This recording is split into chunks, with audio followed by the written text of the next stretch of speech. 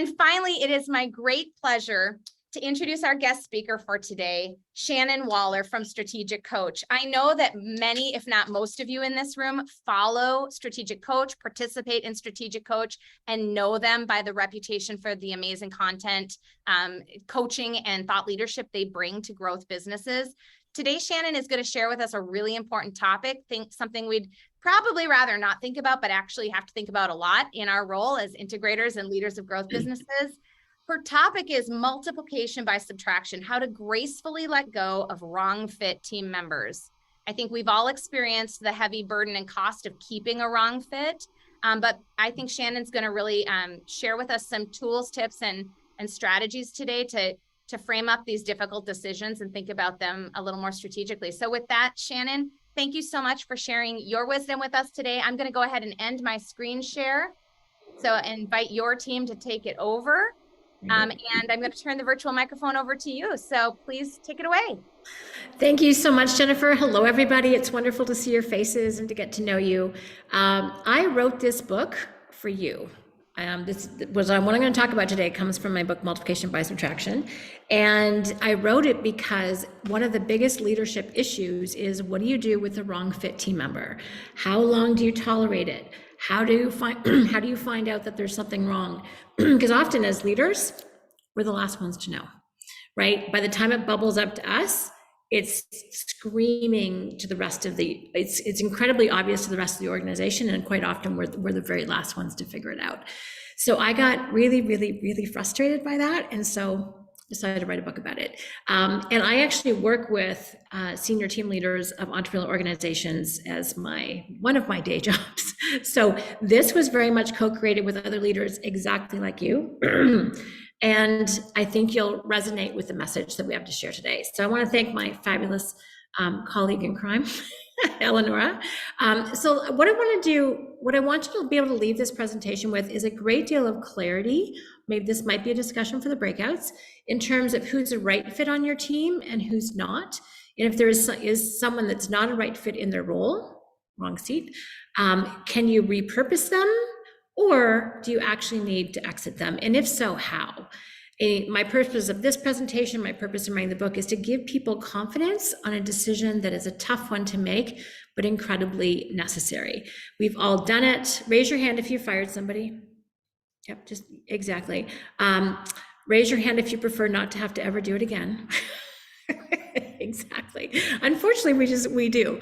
Eleanor and I just took over a particular team, and she had to do this a week ago Monday.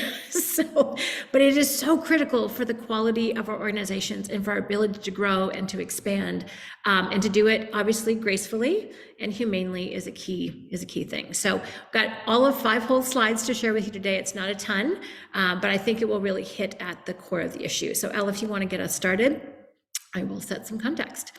So I want to define what the heck am I talking about when I say multiplication by subtraction. It's the positive impact of saying goodbye to wrong fit team members who are no longer thriving in your organization, which means they're also having a negative impact. Wrong fit people can negatively impact our productivity, results, teamwork, and reputation, and end up costing us far more than we realize.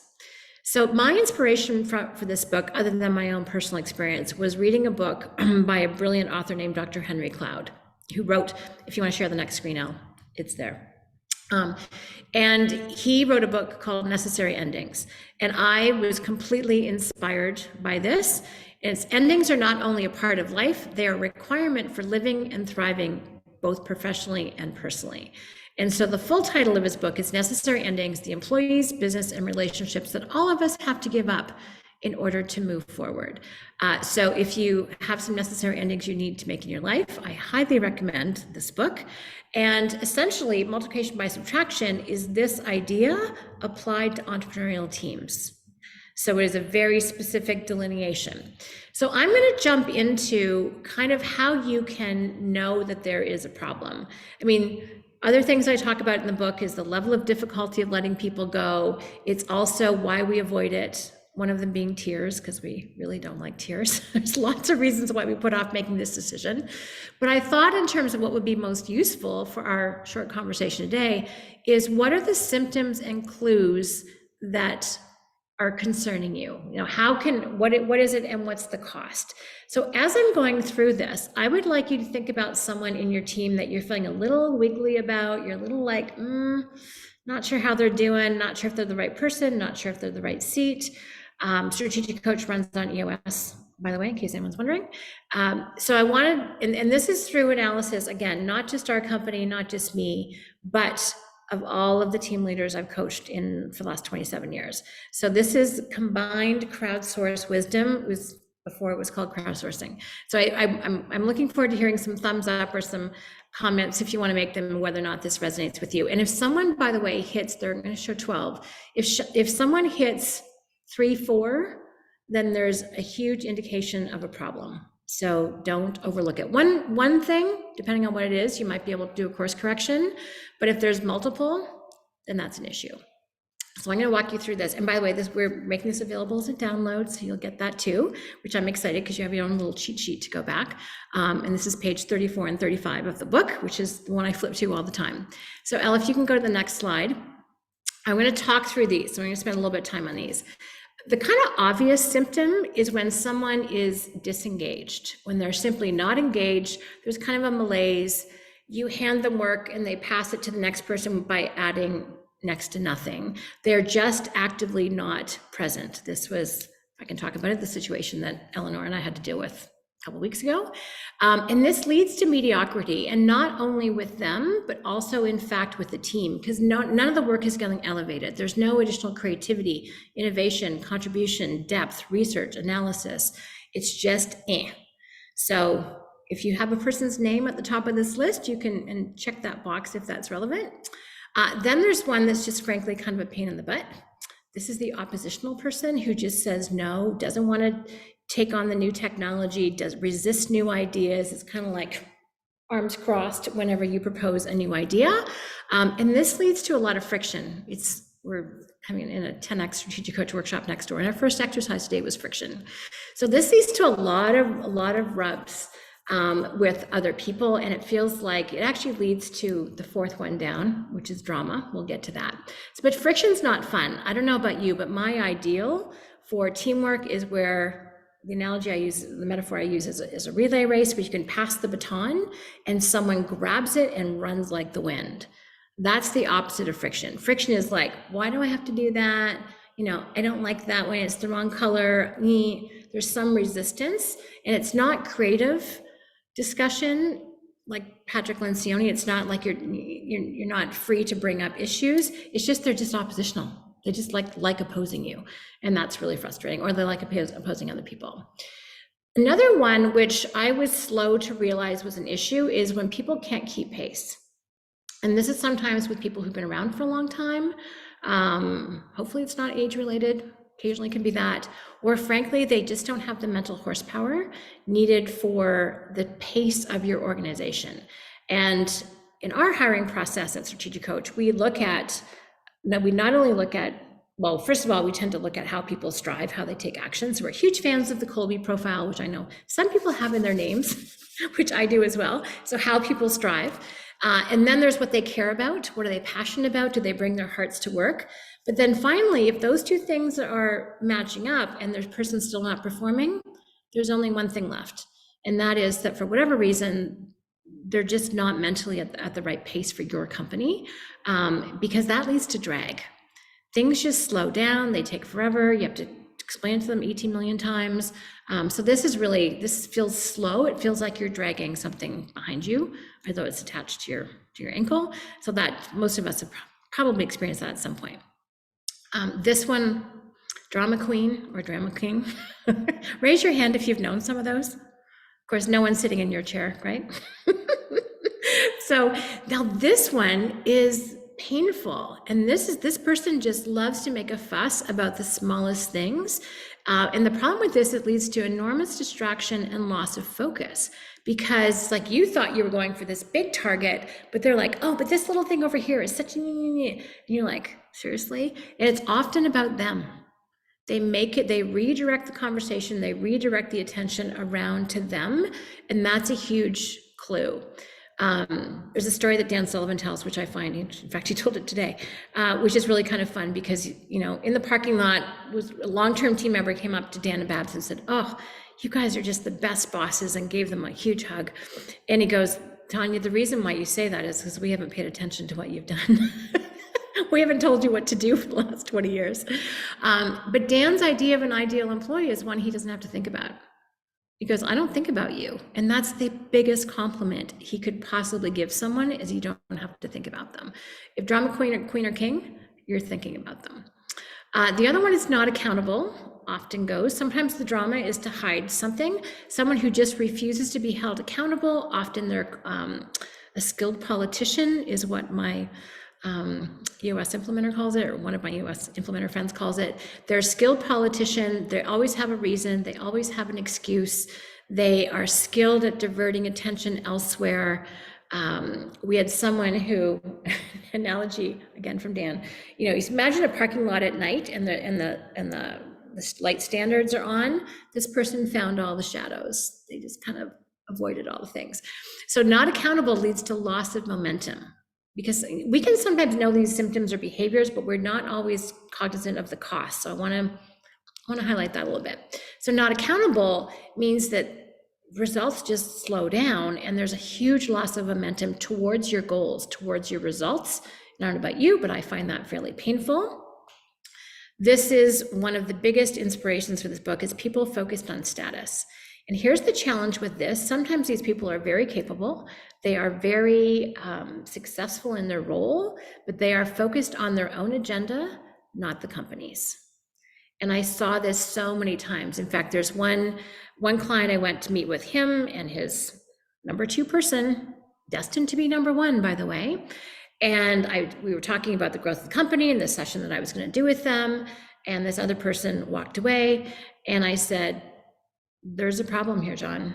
This person's not, he just paid lip service to everything we just said. He doesn't believe a single word of it." He goes, "Oh, no, everything's good." 2 years later, he phones me up and says, "Shannon, you were right." He was kingdom building in the company, and then it was a very painful breakup, an expensive breakup, when they had to exit that particular person. So it was, but I can spot it. So it annoyed the heck out of me, hence why I wrote this stuff down. So when people are focused on status, they are there for your reasons, not theirs, and they often will build little silos. There's a lot of politics, there's a lot of infighting, and you're like, what happened to focusing on the big overall results of the company? Why are we focused on whether or not it's marketing or sales or technical or operations? Like, why are we competing? We need to be competing in the marketplace, not amongst ourselves. So that's a huge red flag. Another one, which has absolutely no place in an entrepreneurial organization, is that they have an entitlement attitude. Again, sometimes successful, but they're like, what's in it for me? And they only want it, they're not givers, they're takers. They will only contribute if they know that there's something in it for them.